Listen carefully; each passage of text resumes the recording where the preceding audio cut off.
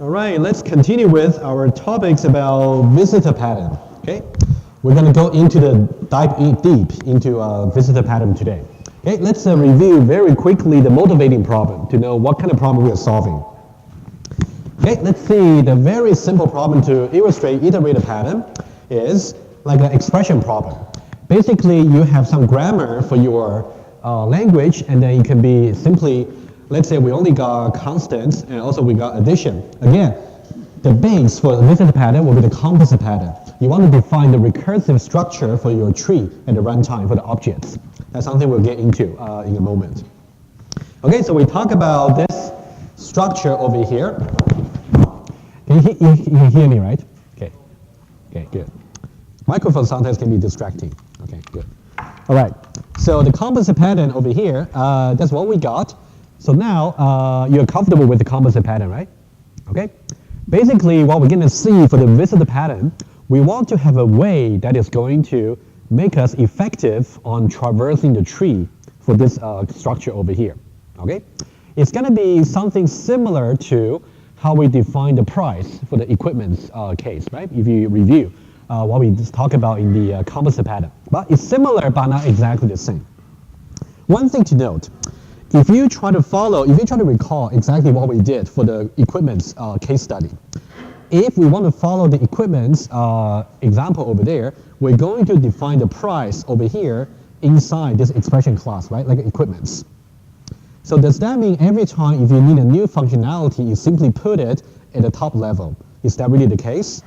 So that might cause you to violate some design principle. Okay, let's see some problem over here. Okay, so now let's say we want to support the various operations on the same language.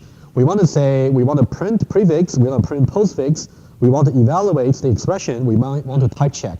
Imagine that the structure for the language might be more complicated, much more complicated than right now. Okay, so now how can we design, right?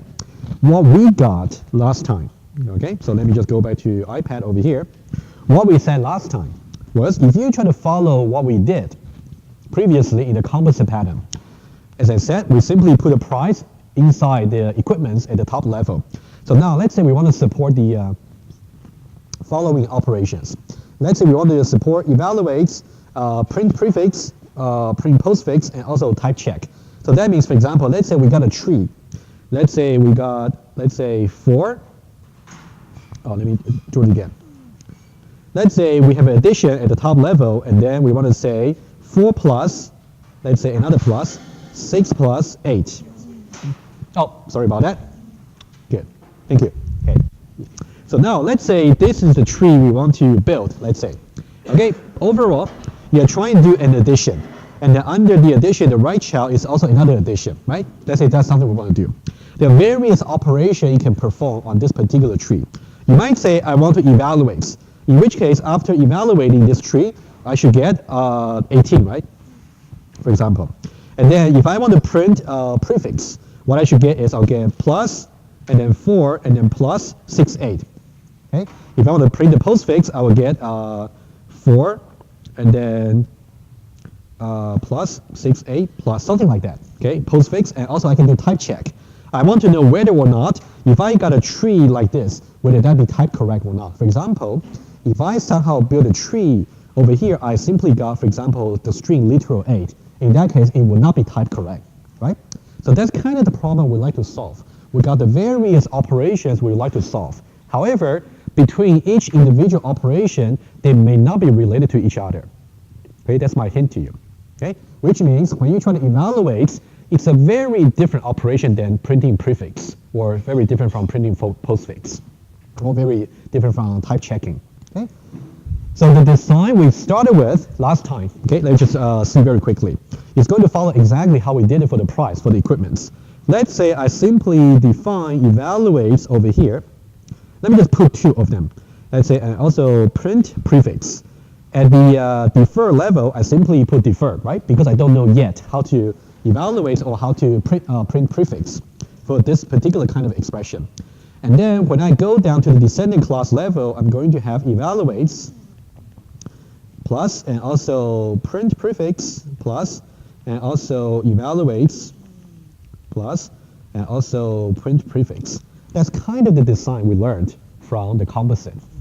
So now we want to question ourselves. Building the structure itself is a very good pattern for composite. However, is it really a good pattern whenever we want to add a new operation over here? Let's say whenever we add an evaluate operation, we have to add in various places like that, right? Is that really a good design though? What kind of design principle can we challenge against this one here? Right? Well, I kind of gave you a hint verbally, right? As I said, the operations you want to perform on this particular tree structure, they may not be related to each other. For example, you can see that, actually I chose just two examples. You can see over here, you can see evaluate over here is just to evaluate and return some value for reevaluation. And this is about printing, right? So this is really to do with printing. Okay, and this is really about evaluating. So somehow these two operations are not really related to each other. So why should it belong to the same class? Can you see what I mean here? In general, if every time we want to add a new operation for the language, let's say in general, we got operation 1, operation 2, all the way to operation n. You're saying that every time you have a new operation to implement, you always put the operation number as a star. And then under which you say operation plus and operation plus. So that might work programmatically, but that's not a very good design. In the sense that you try to group unrelated operation together in a single class. As we said before, it's a principle over here, if you remember. What is that?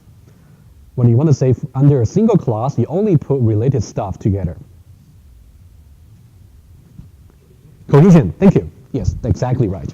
Cohesion is a very important stuff. So when you try to design a class, the principle you want to remember, design the class, the number one principle is cohesion. Okay, which means whatever you put inside a single class, they must be related to each other. Okay, so this design here might work, but it's not a good design. We want to somehow have a separation of concern. We want to say structure is structure, operation is operation. We want to separate them into two clusters, for example. So this is where the visitor pattern comes in. Okay, so now any question about this criticism over here? Okay, we're basically trying to say composite pattern itself is good for building the structure. However, the way we figure out the price in the composite pattern is not a very good design for extensibility, because every time when you try to add a new operation, you can easily break the cohesion for the classes. Okay, that's how we're going to start from today. Okay, so what I will do is let me introduce you to some concept over here. Let me see if that's okay. Okay, you can see over here that's kind of the design. You're just trying to put the various unrelated operation inside the same class. That's not good. All right. And now, the problem, as we said, is about also you can also break the single choice principle. That simply means if now I want to change the way I want to evaluate, I need to go to I want to go to multiple classes, right? Okay. Let me give you one scenario. Let's say the scenario we want to consider is this. Let's say change the way evaluation is done. If this, so this is more about the maintenance of your design. In that case, how many places do we have to change over here? Depending on how many descendant classes there are, right? In that case, you would say, in that case, you have to change the evaluates over here in this class and also in this class, in every descendant classes. Change evaluates in every descendant class.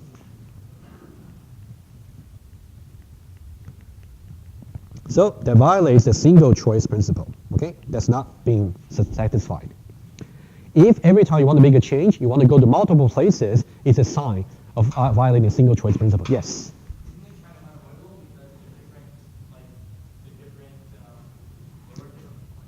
I agree, but somehow, yeah, I agree. You know, I'm not saying changing them itself is the problem. The problem is if you want to keep track of where you have to go and change them, that's the problem. Because now, I'll tell you what would be ideal. It would be very nice if it is a single class you can go into if I want to modify the way evaluate is going to be changed. That, Yeah, that would be very nice. Well, that's exactly what visitor will offer to you.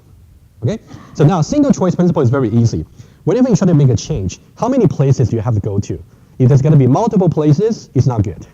It's going to be a minimum number of places or single one. That's good. So over here, it's not good. Let's say imagine you have a very complicated language structure. Let's say you have a subset of the English natural language. In that case, if you change the way you evaluate, you might have to go to hundreds of classes to make the changes. That's not good. It would be very nice. It is only a single class you have to go into. Okay? Very good. Okay, let's now go back to where we were over here. Okay, also cohesion we talk about.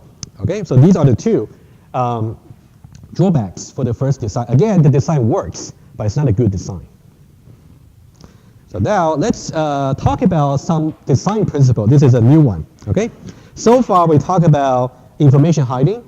We talk about single choice principle. We talk about cohesion, right? And just to name a few. And this is a new principle we have to learn. It's called open-close principle. It sounds contradictory, doesn't it? That means basically we're saying that your system or your project has to be open and closed at the same time. But how is that possible, right? So now let's go over the slides very quickly, and then we'll try to see how we can apply this to the visitor pattern.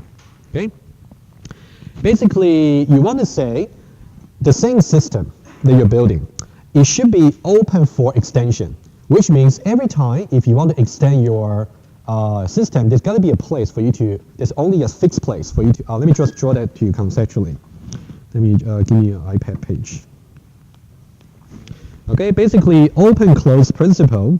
Okay, so you got open for extension. Think about this is your system, right? Just conceptually. There's got to be one part of your system over there that should be open for extension. Just kind of put it as green.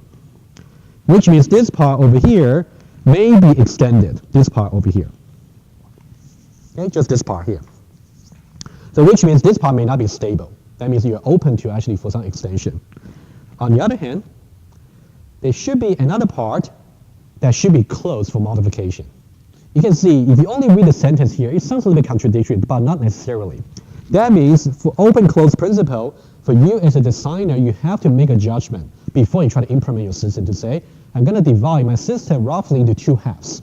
One half is open for extension. The other half is closed for modification. But which part should they be is up to your judgment. But once you make that judgment, you want to commit to it. So now we have to learn about, for the visitor pattern, we do apply the open-close principle. I'll show you in just a moment. Okay, let me finish this conceptual picture over here. So now, for your judgment, also, you want to say this one part over there is going to be closed for extension, right? This part should be closed. Okay? So I want to say this part is closed for modification. Which means this part should be stable. You should really try to, whenever there's a change, you shouldn't touch that part. Okay? There might be some dire consequence, might be. Okay? And also for this part here, open for extension, just this part. Conceptually, open-close principle is very easy. Again, you have to make a decision which part should be open and which part should be closed. There might be different decisions you might make. That's okay. There's no right or wrong, as long as you commit to it and act accordingly. Okay, let's see exactly how this may be applied to our small language problem over here. So now let's go back to the slides. Okay, open and closed. Okay, so now let's see this. Let's talk about our small expression language problem. Okay, so there are basically two parts for our problem over here. Okay, let me show you here. If you look at this design diagram again, you can think about the two parts are as follows. Part number one is about the structure, which means what kind of operation can you, what kind of structure do you have for the language? At the moment, we simply got constant, and also we got addition. If you want to extend the structure, I might say I want to add another, maybe another class over here. I can say I want to add a class maybe here called Boolean constant. Okay, I can add another one. Maybe it's called maybe subtraction, right? Subtraction, something like that. I can extend the expression if I wish to. But that's about the structure, okay? Structure is really about how many possible shapes can there be in the tree, right? For each leaf. And the second part for the system over here is called the operations. Right? We've got a various operation it may apply to any build tree. So it can be evaluate, print, print prefix, print postfix, and type check. So what kind of operation can I add to it? I can say, for example, I can say generates, for example, assembly code. Right? Let's say given this particular expression language, I want to generate assembly code to just work at the register level. Right? That's just the kind of operation we can add. So now we got two possible cases over here, right? You don't want to say the whole system is open. You don't want to say the whole system is closed either. You see what I mean? If I say, for example, so when we talk about open-close principle, let's have a look at this table over here, right? You can see we got structure over here, which is talking about this particular boundary over here, right? That's about the structure here. And also we got another dimension for the table, which is called operations. And for the operation, it's really talking about what kind of operation you can support. So we got two disjoint perspectives to consider. Number one, you don't want both to be open. If you want both to be open, that means whenever you want to make a change, it's kind of confusing which part you want to go to. Too many places you can go to. You don't want both to be closed either. Why? If you want both parts to be closed, that means you're very limited to what you can do for your small language, right? So you're very inflexible about future needs. Okay? So now let's, we already filtered out the both possibility over here. So if you say both open, that's not good because it would be confusing where to extend. Okay, you can also say both closed. That's also not very useful. That means you're not flexible about changes. Okay, so both open and both closed, we don't consider them. Okay, it's simply not good design. That's why you want to choose one part to be open, the other one to be closed. Let's see exactly what each alternative really means. Okay, let me clean this a little bit and then go over that with you. Okay, let me just get rid of this, this part over here, and then I'll illustrate again. Okay, so now let me just get rid of this. Okay, so now let's consider the two alternatives. Okay, alternative number one, over here, we're saying that the structure is open and the operations are closed. So what does that really mean? That's one possible decision you want to make. If we say the structure is open and the operation is closed, that means whenever you want to make a new extension, what extension would that be? Give me one example. In that case, what? Extension should be suitable for the open part, right? If I make a decision to say for my particular application, the open part should be the structure, which means I'm expecting that every time if there's an extension to my application, it should be on the open part. In this case, structure. Okay? So now that means if any time I really want to make a change over here, I'll say, let me just use a different color here. Every time I want to make a change, let's say open part, is going to be just on the structure. In that case, maybe I'm expecting to really add a new, maybe class over here under that, or maybe add a new class under the composite, right? That can be either case. Okay, that's the open, that's the first alternative, which means I don't really expect, you can see alternative number one, I expect to be open on the structure, but I don't expect to be open on the operation, it should be closed. That means for this particular design, if it happens that you have to add a new operation over here, let's say I want to add generate, let's say assembly. In this case, it's not considered as good for your design because you already declare the operation part to be closed. So you don't want to make an extension to it. Any questions? Are we okay with that? Okay. Again, open-close principle, which part should be open, which part should be closed is completely up to you. Okay? You want to make a decision based on how you expect the application to work in the future. So now let's talk about alternative number two, which is interesting. Alternative number two is over here. We say that over here, what will be open is the operation.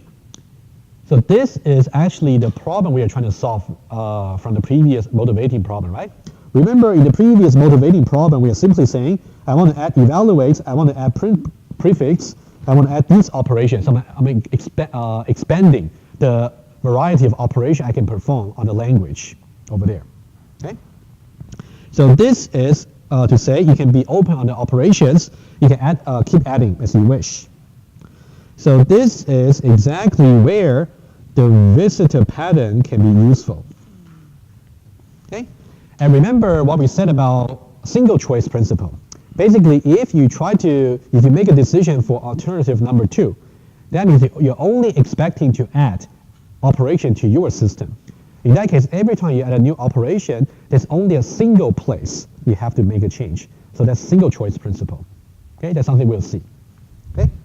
And on the other hand, you can see alternative number 2, the structure will be closed.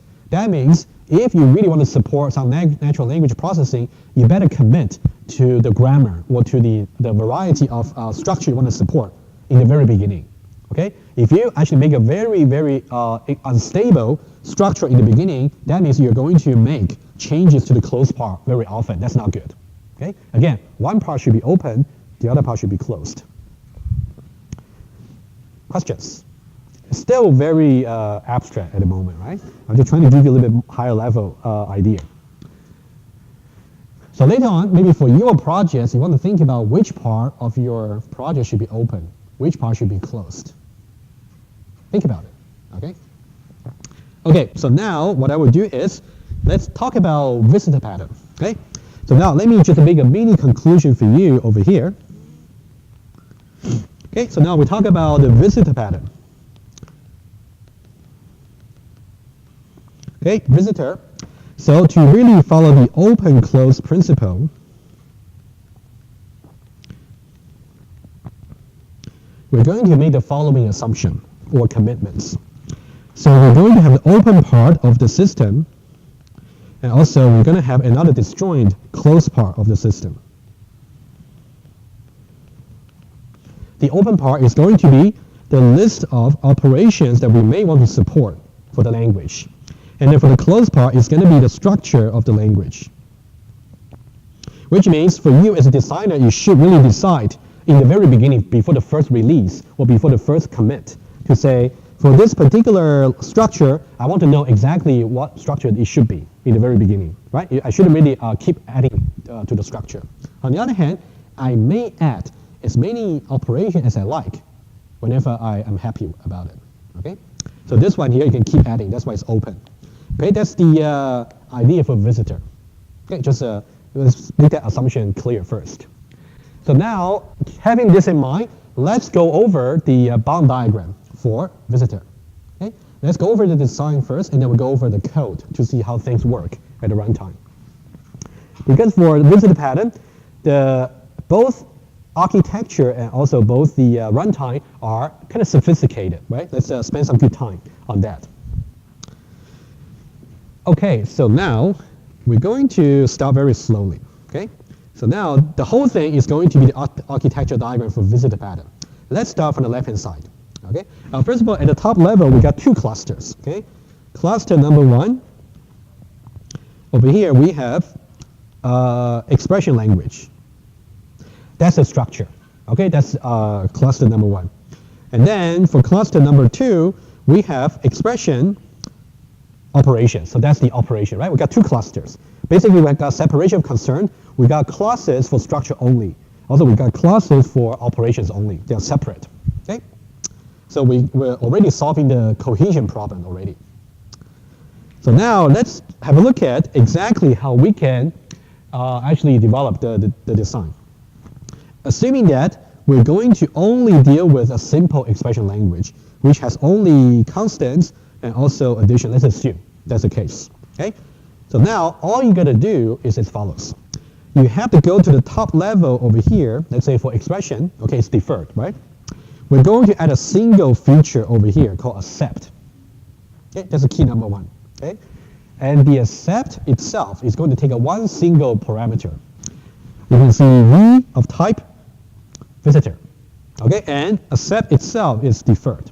And notice one thing. The visitor over here, let's have a very quick preview. The visitor here simply correspond to the top level class over here in another cluster. Let's review something very quickly about polymorphism. Okay? If I say accept over here, taking visitor as a parameter, at the runtime, what can be the objects being assigned to it? Descendants, right? Let's have a quick look. What are the descendants for visitor?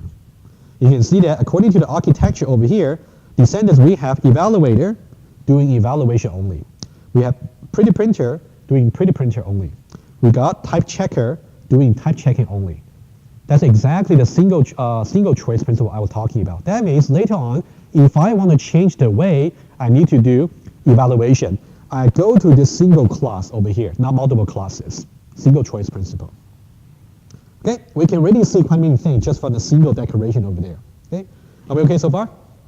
Okay, after this, let's go a little bit further. Okay, and then, okay, for the composite, we assume we got left and right to be expression rather than a list, right? That's what we assume. We're going to use that. And then under the expression over here, we're going to have also accept is inherited, but now we're going to make it effective over here. Okay, we're going to talk about exactly how you can implement it in just a moment.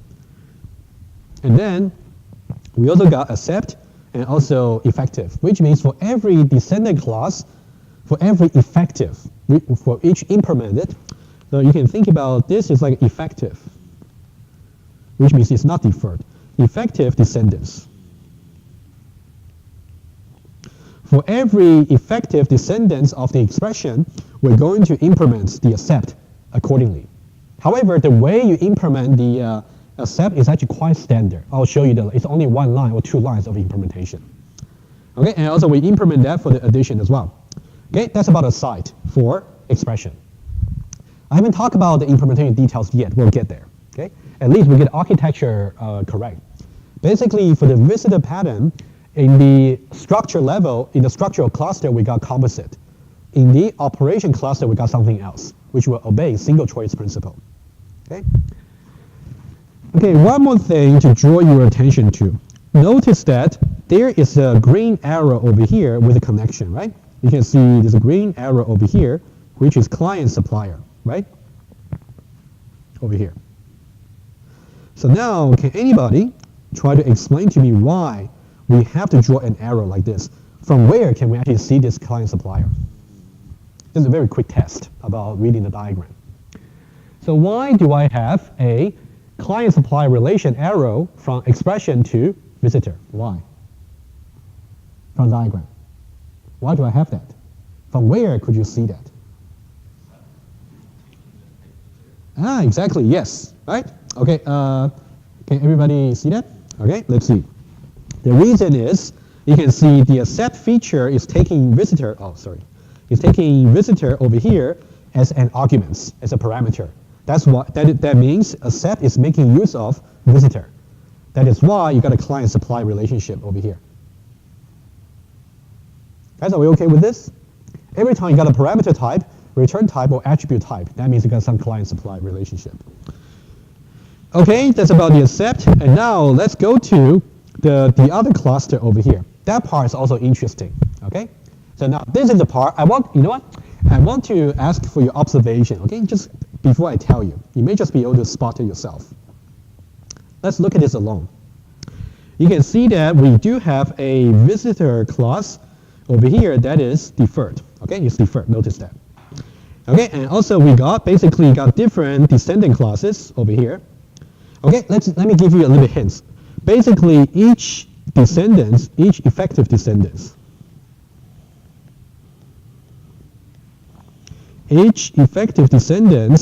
corresponds to a kind of operation. For example, you can see this class is for evaluation. This class is for pretty printing. This class is for type checking. So now, I want you to look at exactly what I put as a feature inside for the evaluation, for the evaluator, for the pretty printer, and for the type checker. Can you see any pattern over here?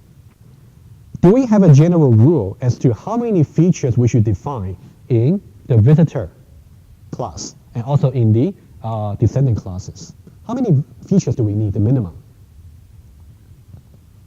Why 2? In this case, 2, I can count, right? It's 2, but why?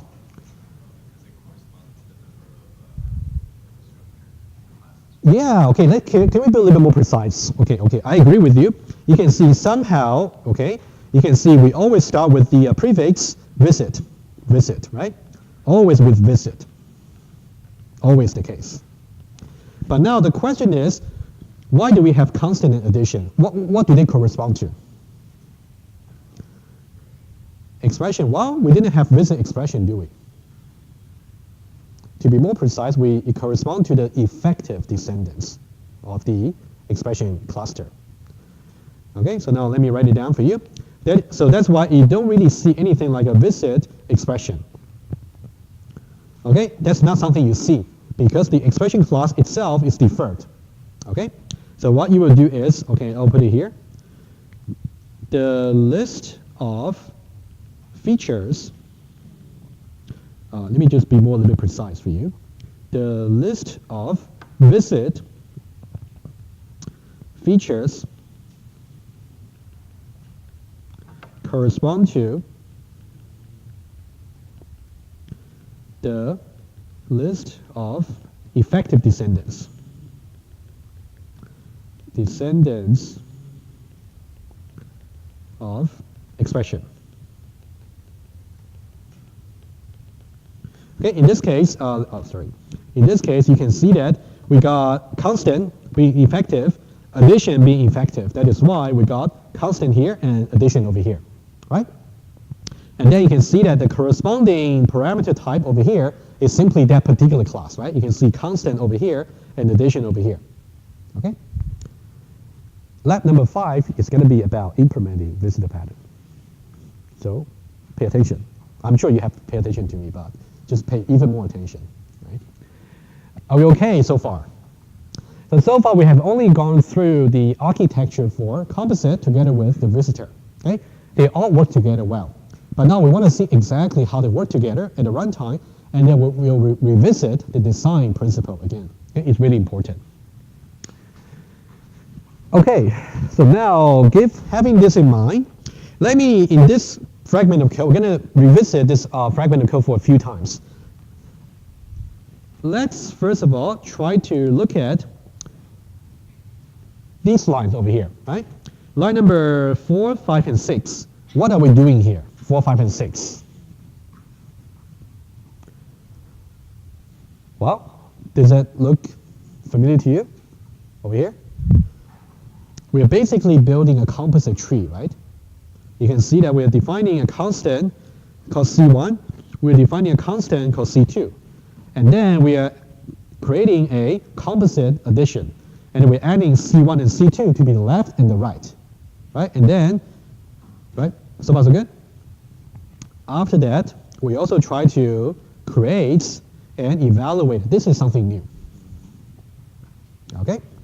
So now what we're doing here is, now I want to have a question for you, okay? Okay, hopefully it's still visible, good. I want you to consider this particular line. For you to use the visitor, once you build a composite tree, let me write it down for you. You can see over here, this fragment of code, 4 and 5, only 4 and 5. Okay, so this guy here, and also this line here. So these are to build the composite tree.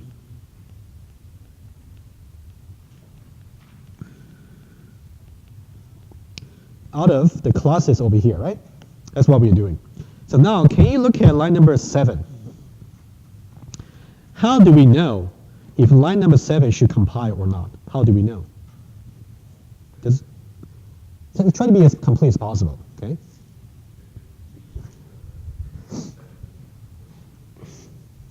Is the descendant of visitor true? And why is a set defined on add? Okay, sorry, that part is a little trickier. That's fine. Over here, you can see that we have accept over here. The context object is add. Add was defined to be an expression. Expression has the feature called accept, right? That's what we know. And then for the accept feature, it's going to accept any descendant classes of visitor. In this case, we have V. and V was defined as visitor as well. Okay, so now we know that this is okay because visitor is descendants of visitor. Okay, visitor is of type, is a descending class of visitor. Okay, but now dynamically, what's the dynamic type for V? Evaluator, right? You can see from line number 6, the dynamic type is actually evaluator. Okay, that's something to note. Which means when we execute the code, somehow we will do evaluation because of dynamic binding. Somehow, okay, we'll see. Okay, so after that, so that's all you got to do as a client. If for you as a client, all you got to do, first of all, build a composite tree, and then you have to create the visitor of the right type. It can be evaluator, it can be type checker, it can be pretty printer. So after you've done these two, all you can do is to really call this particular line, add the accept. Okay, let me write it down. Okay, so basically all you got to do is, if you are the clients of the visitor, okay, let me write down the 3 steps over here. Step number 1, we define E to be expression. And then from there to build the composite tree.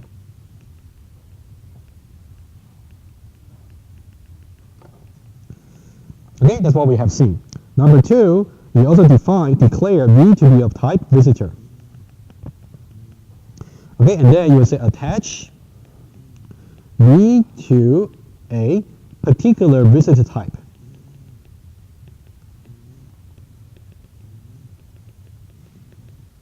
And for example, you can see in the sample code over here, we are attaching that V to be evaluator, right? So now once we have done these, you can see the type I'm declaring over here, expression versus visitor. They are both deferred type.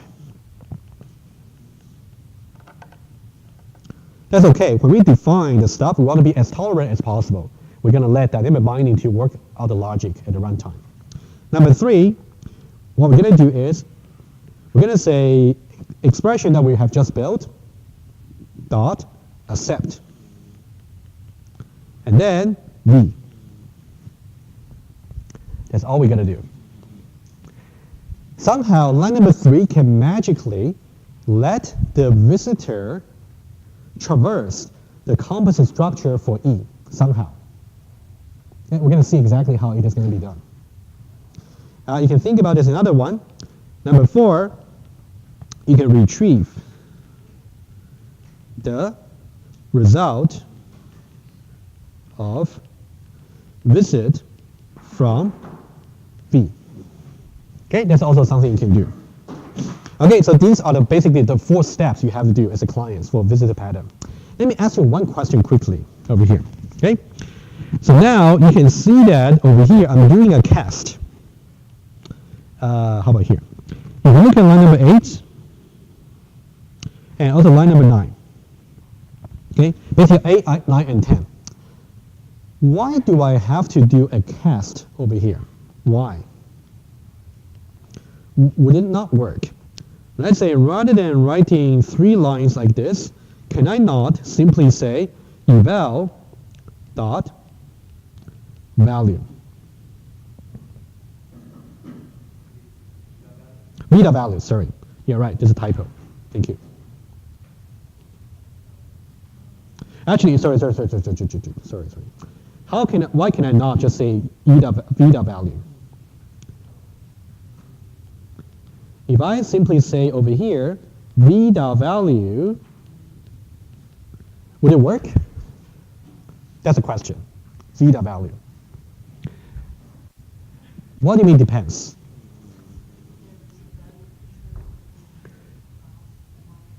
Yeah, sure. You can check the architecture over there. According to the current architecture, do you have it?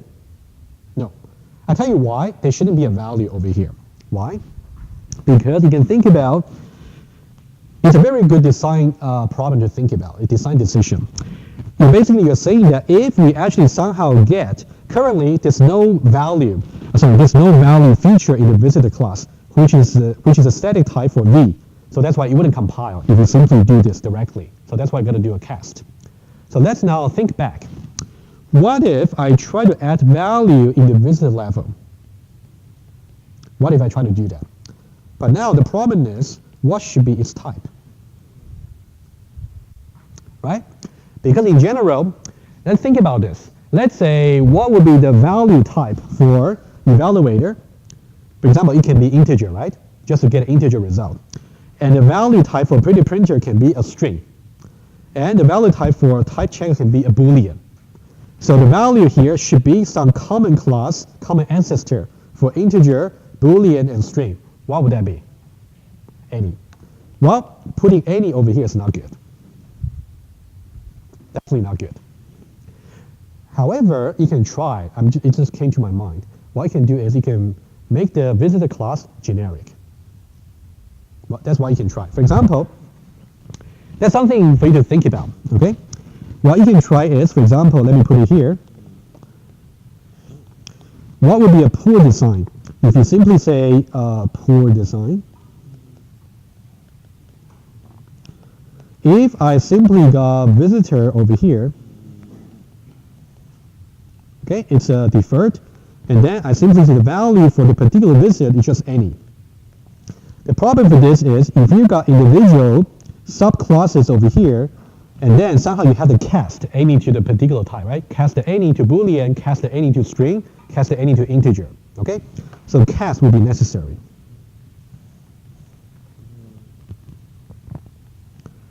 Okay, so this is not good. Not good design. It might work, but it's not good.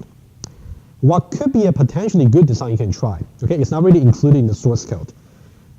Is you can try this. If I say visitor over here,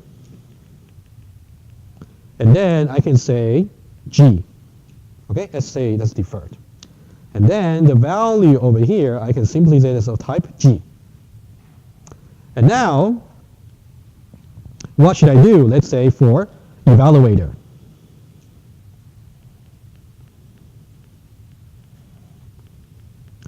So now for evaluator, what should I declare when I inherit from visitor?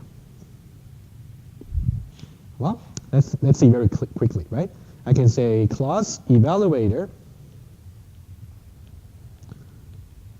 Let's say itself is not generic anymore. However, it's going to inherit. And now when I say inherit visitor, now I can instantiate a G because I know that for the particular case for evaluator, it's going to be, for example, integer. Okay, I'll just say int, integer. And what will be the declaration for example, let's say pretty printer? It'll be a string, right? What will be for type checker? It can be a Boolean. Okay, you're gonna get an idea. You can try. It might just work. Give it a try. Okay, let's go back to our original design over here. So the point is, unfortunately, we cannot really, in general, just put value over here into the visitor class. So that's why, unavoidably, we had this on cast. Okay, of course, you might try to improve it by using generics. You might. Okay. Any question about how to use the visitor pattern? Okay, so far we talked about the architecture. We talked about how to use it.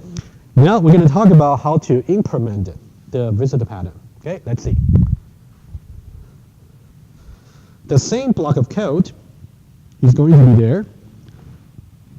Oh, okay. By the way, are you able to visualize what's happening over here? For example, from line 4 to line 7, right? So here, basically, eventually, you want to traverse over this recursive structure. Let's do that very quickly. Basically, you got C1 over here is going to point to some constant, okay? Constant, and then with the value 1. And then you also got another C2, which is pointing to another object over here, also constant. And then with the value 2. And then you're going to have another object over here, add. But now it's going to be of composite type. Okay, it's going to be add. For which we got left and right. Okay, we got left, we got right. In which case, one of them is going to point to here, the other one is going to point to here. Right? That's kind of the object structure. It can be arbitrarily complicated.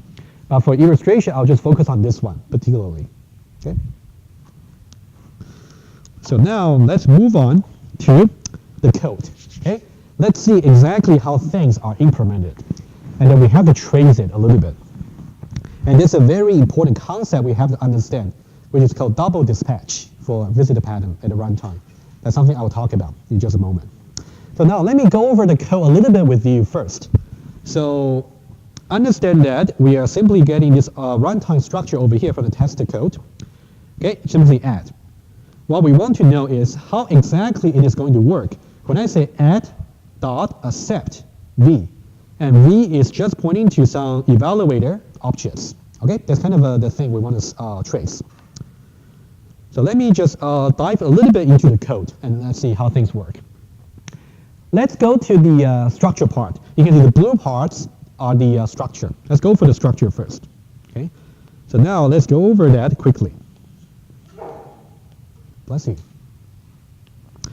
Now we have constant over here, and also we have addition, right? We know the constant is a direct descendant of expression. And then also the addition is a direct descendant of expression composite. Okay, that's what we know about very well. So now you can see the accept feature is simply inherited from the expression class, right? So accept over here, and also accept over here. Just like that. Okay, we know that. So now the interesting bit is really this.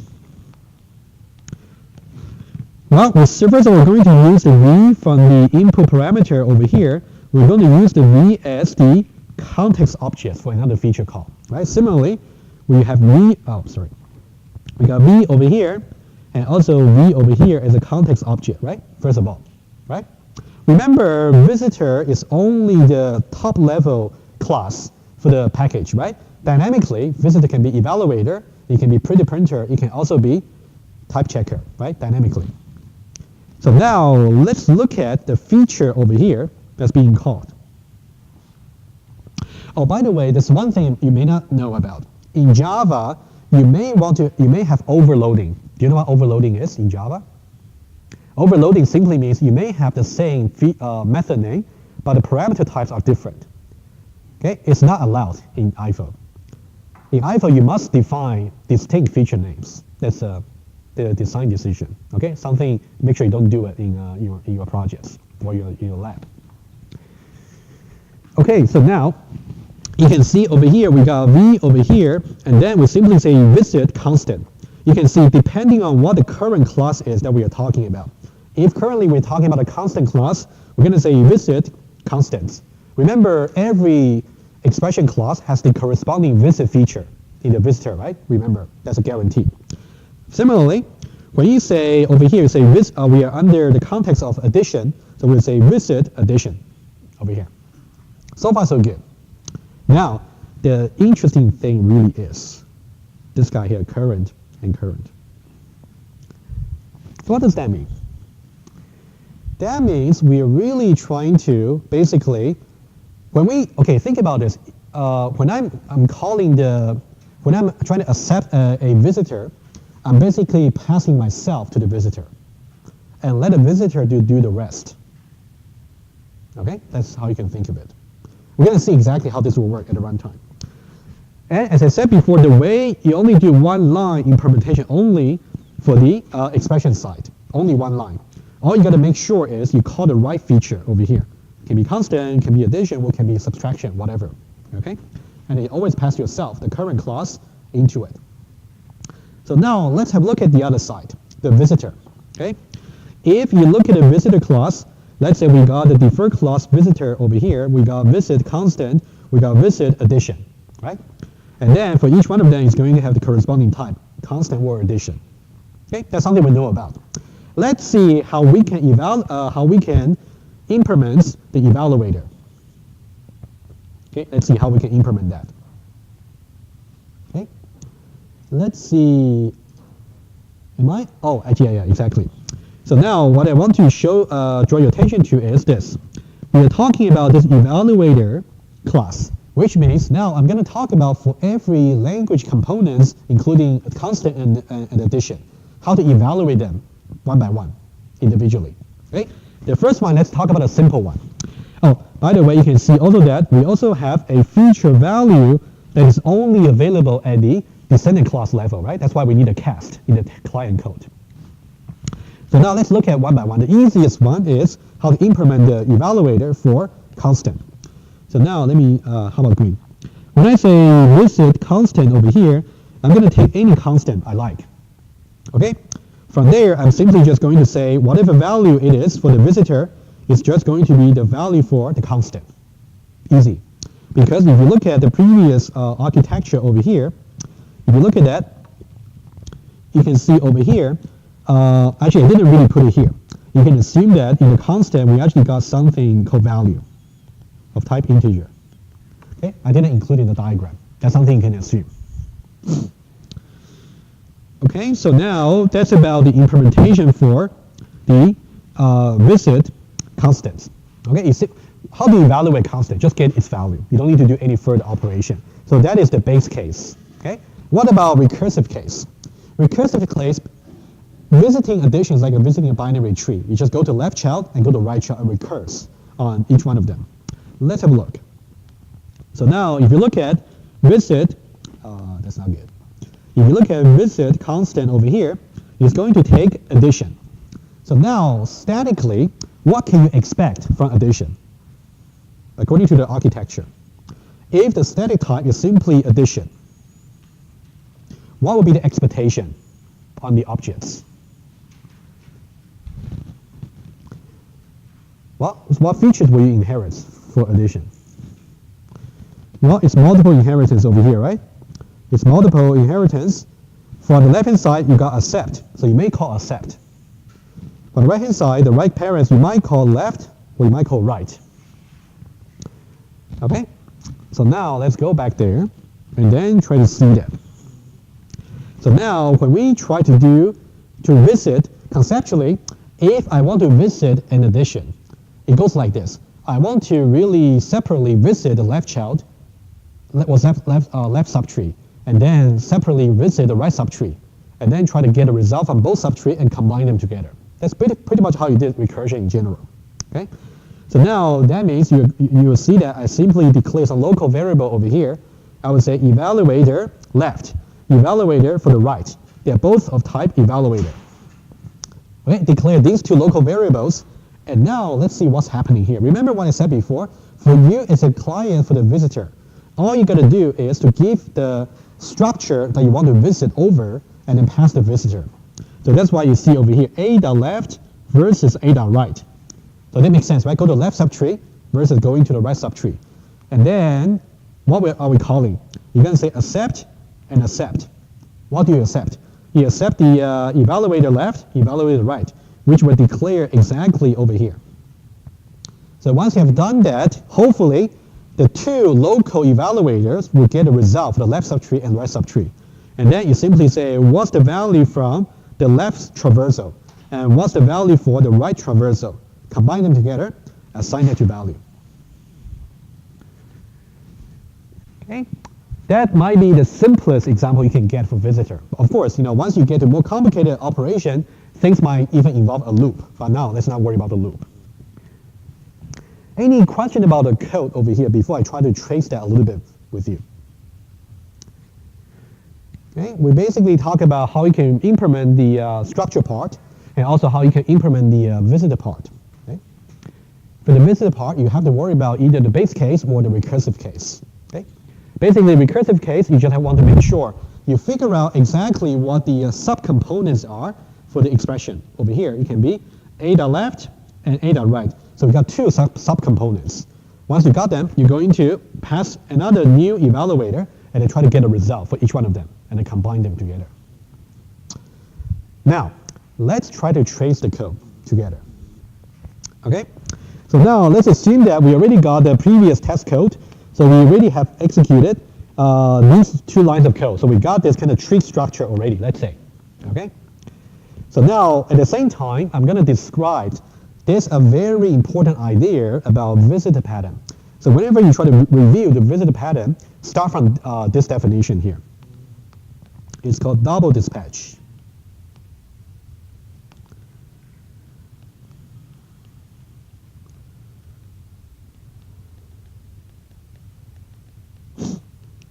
Okay, double dispatch simply means dynamically, we're going to dispatch the right version of feature to be executed twice. That's why it's double.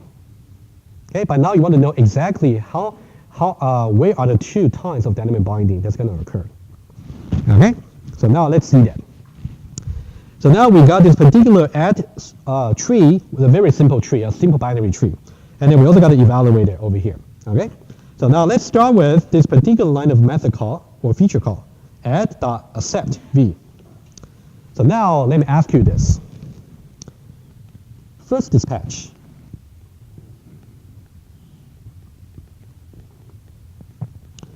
Dispatch simply means dynamic binding. If I got this line to start with, how is dynamic binding going to work in this case? Can anybody try to explain to me? That's how you explain the first dispatch. If I try to execute this line here. Let's give you a little bit hints to lead you over. Here, to really start with, do we care more about the dynamic type for add or the dynamic type for v to start with? Which one do we care first? Add? Why?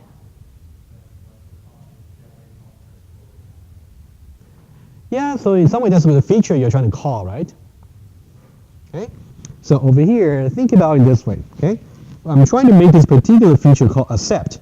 However, accept is actually, according to the architecture over here, is simply just a deferred feature that belongs to the top level. Dynamically, I simply don't know which version of the accept is going to be called. It could be the accept in the constant. It could be the accept in the addition. I don't know. So which one should I choose? It depends on the dynamic type for the context objects. So now in this case, we know that the first dispatch, we know that because dynamic type of add is, we know that it's going to be, according to the previous code over here, for add, you can see the static type is simply expression. What about dynamic type? Addition, right? Okay, let me highlight it to you. So addition over here. Okay? Because dynamic type is addition, so now we know that the version of accept in addition will be called. More precisely, we're going to call the add over accept over here. So let me say over here. So now should it be this one here or this one here? The one below, right? Okay. So that means this is the first dispatch. We're going to call this particular version of the accept. Okay. That's the first dispatch. Are we okay so far? That's only the first one. So the first one, we're going to choose which version of the accept, which means which expression dynamically should accept this particular visitor. Okay, that's the first dispatch. Okay, let's go on with the coding over here. So now if you go into this particular version after the first dispatch, so now that means we're going to say v.visit addition. So now, can anybody tell me, is there another dynamic binding happening?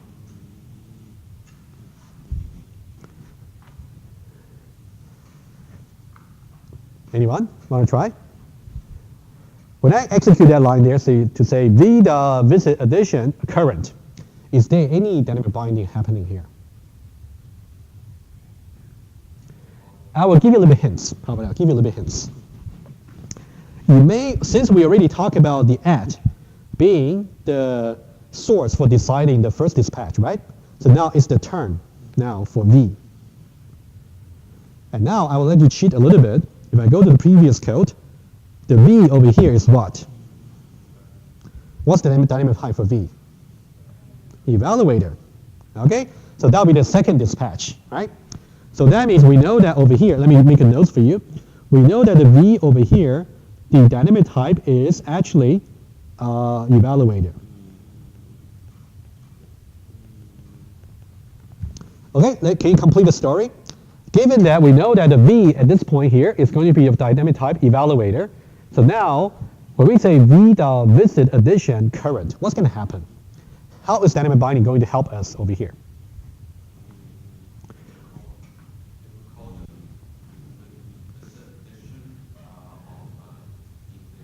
Evaluated class. And now let's think about why is this important.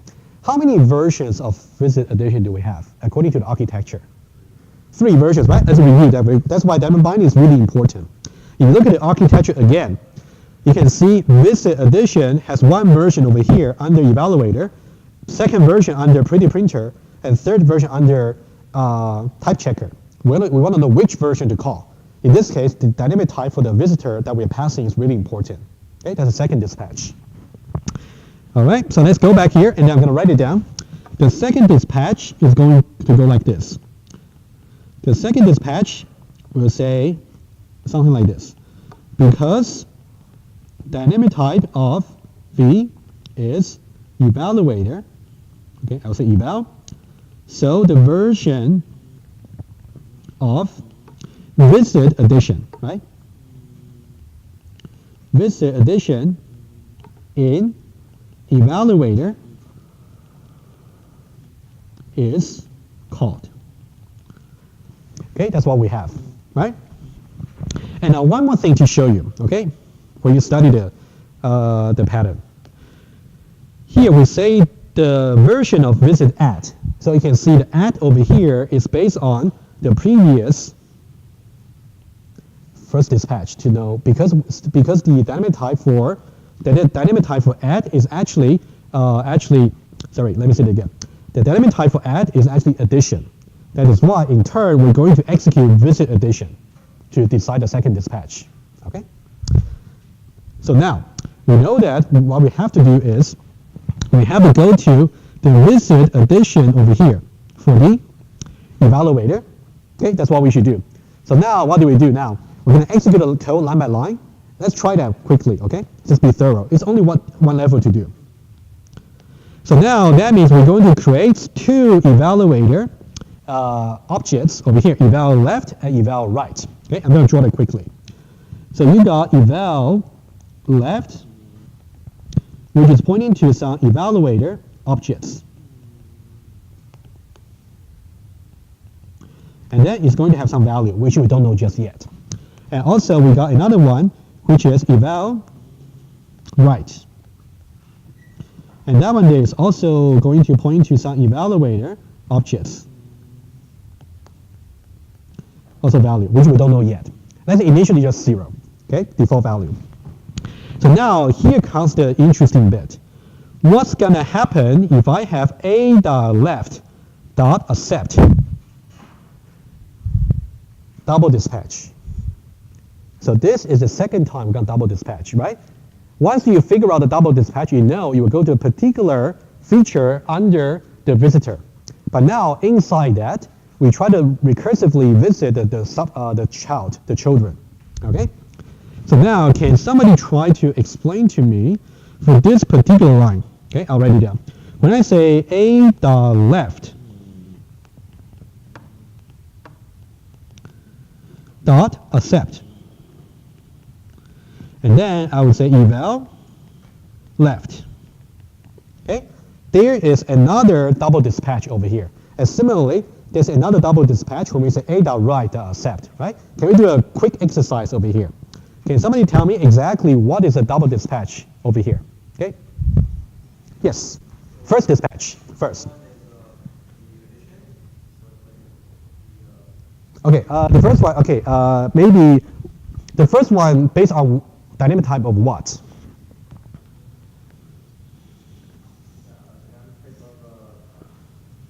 Maybe a.left, okay, I agree. So the first dispatch, dynamic type for a.left would be?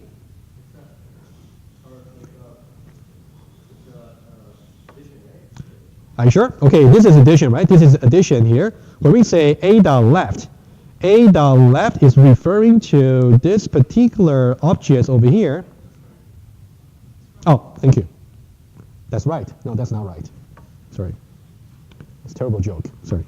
It's addition here. The left over here is referring to this particular object here. That's constant, right? Okay. So dynamic type is constant. Okay. So that's the first dispatch. So the first dispatch, I'll say dynamic type is constant. So what? If that's a constant, that means where should we go for the first dispatch? Go to the constant here. and then execute the accept feature, right? That's the first dispatch. Very good. And then that means we're going to accept this particular visitor. And now, what is that visitor? Eval left, right? Now, can somebody explain what's the second dispatch in this case?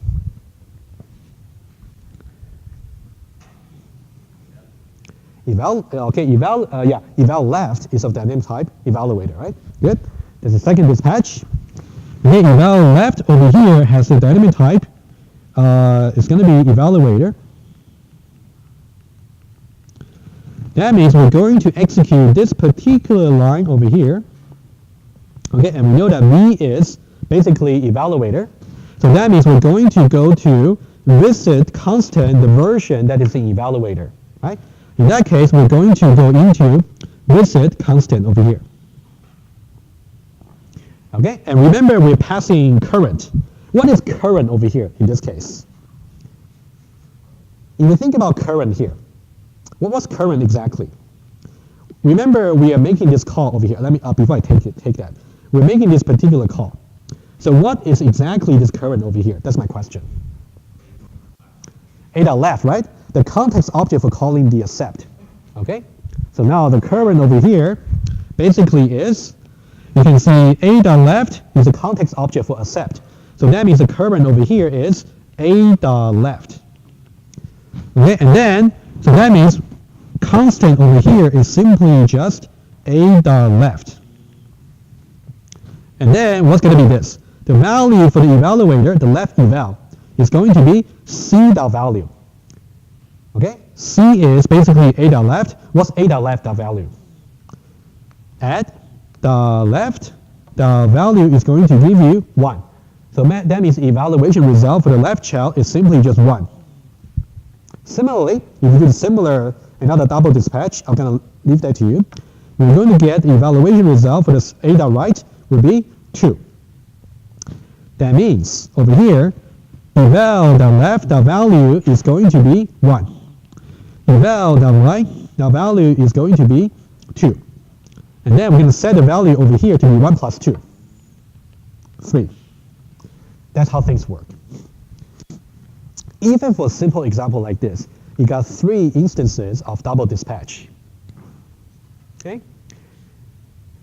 Any questions over here? Yes. Yeah.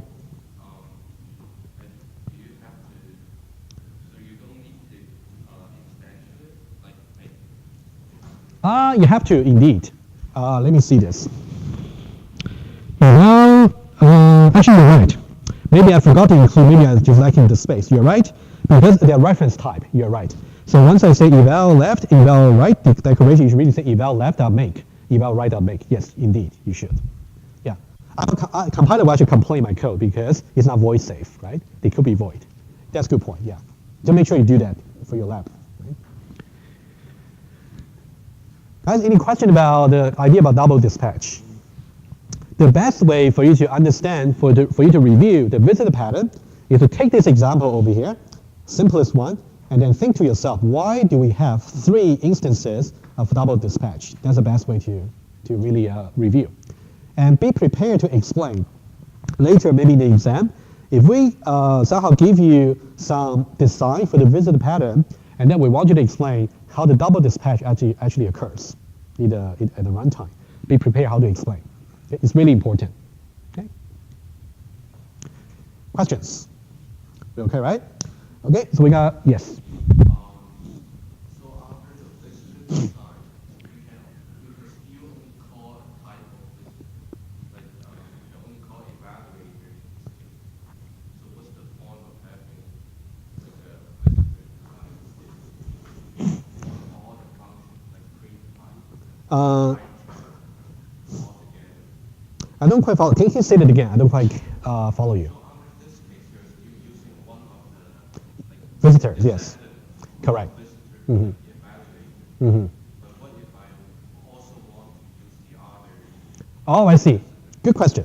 So you can see, okay, let's go back to this. Okay, somehow we just dive into the complete details. Let's go back, let's lift ourselves a little bit up. This is where I try to do, this is a good question.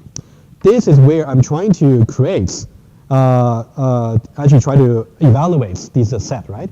Let's say now I decide to check to see if add is type correct or not. What should I do instead? What you should do over here is, so you can see basically I can still keep the add over here. Add is still the top level composite, right? So what I should do is I can say creates, and then rather than evaluator, let's use a different name. Let's say type checker, okay?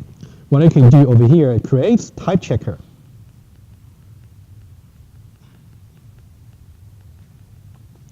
And then read.make. And then now I'm going to write exactly the same line. Okay, that's actually interesting. So now I say add dot accept. And then read. Basically, now we got two alternatives. Alternative number one, we simply got this and then this. That's number one, version one. Version number two is over here. So now it's really interesting to compare these two versions, right? Because you can see that the line we as a client to write, we just say add the accept v, add the accept v. But now is version 1 and version 2 going to work differently? Are they? No, that was not really my question. I was trying to say, what if you try to use the evaluator and type checking to get at the same time? What if you want to do it at the same time? Why would you want to do it? You may want to do one after another, right? But you know, I tell you what, if you really think there's a particular operation you would like to support, which you somehow combine evaluator and also type checker, you may want to define the operation separately into another class. It's not easy to really combine the two visitors together. You may want to do one after another. Okay, but since I already started this up, can anybody try to answer to me? I got over here version number 1 over here and version number 2, right? So now in version 1 and version 2, I got exactly the same line. Add the accept, add the accept. Are they going to work the same at the runtime? Similar. What do you mean similar, right?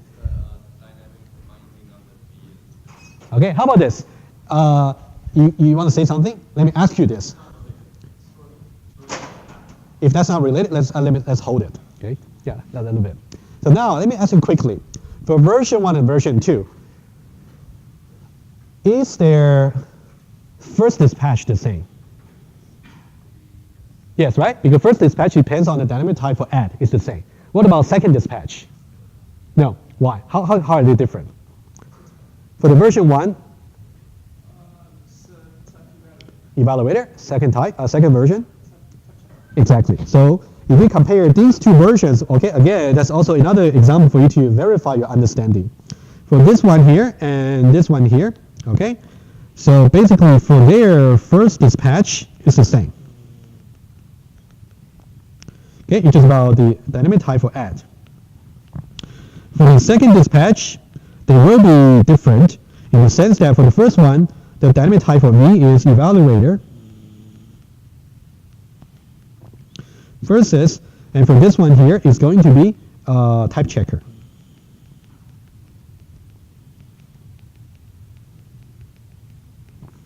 Okay, good. Okay, I think that's the trickiest thing about a visitor. Okay, how it works at a runtime. Let me go back to the slides over here. Let's go over a little bit more design discussion over here. Okay, so now let's talk about, okay, that's exactly what I just discussed. Okay, you can go over the slides. We have seen more than the slides. What I want to do now is to discuss the visitor pattern. Okay, that's also the testing code we just talked about as well. Double dispatch, right? You want to know how to use it. So now, how do you decide whether to use the visitor pattern or not? Okay, that's to do with open-close principle. Okay, so now let's given what we understood about the visitor pattern. Okay, let me just go back to this particular architecture here, but now let's discuss the design. We want to talk about two possible scenarios, right? We want to see whether the visitor pattern might be fragile to one scenario or both, right? That's something we want to discuss. That's a visitor pattern over here. So now, let's see this. If I say I want to add a new language construct, for example, I might want to add a new construct called subtraction, for example. Okay? Is it going to violate single choice principle or not? According to the current architecture. How do we add a new language construct? Yeah, let's say we inherit, right? Let's do that. Okay, let's say the first one, I'm simply going to have, let's say, subtraction over here, which is going to be under this and under that. Okay, of course, it's going to define the accept. What else? Visitor, yeah, what should I change? How many places do I need to change? 4, yes. Right? So what I need to do now will be 4 places, depending on how many how many descendants I have, right? First of all, I should really add visit subtraction over here. And then I need to define how to visit subtraction over here. I need to define how to visit subtraction over here for pretty printer, and also how to visit subtraction for type checker. So 4 places. So now it does not, it does violates the single choice principle. That means you have to change every descendants of visitor. Okay, number 1, you have to add a descendants to expression. And number 2, over here, since you've got to change multiple places over here, is going to violate single choice principle. Okay, does it make sense? This is why we say that if you want to apply open-close principle to the visitor pattern, the visitor pattern will only work well if the language part is closed. If the language part is actually open, that means every time you want to accept a new language construct, you have to change multiple places. If you got 10 different operations, you got 10 places to change. Okay, that's not good. Sorry? Yeah. If I got, let's say I got 10 different descendant classes for visitor, that means every time if I want to add a new construct, I gotta, yeah, exactly. So that violates single choice principle. Okay. So now, so this means this is not good. Not good.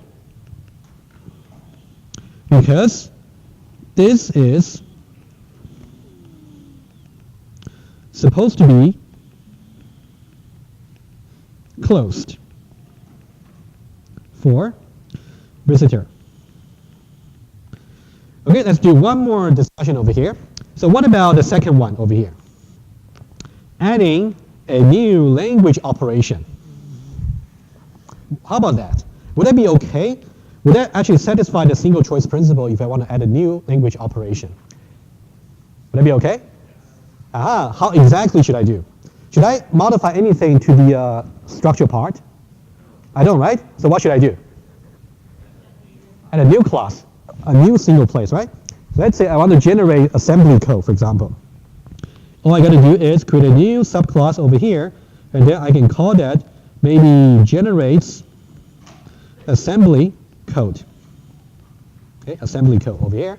And then I'll simply just implement every one of them in a single place, right? There are multiple features to implement but in a single place.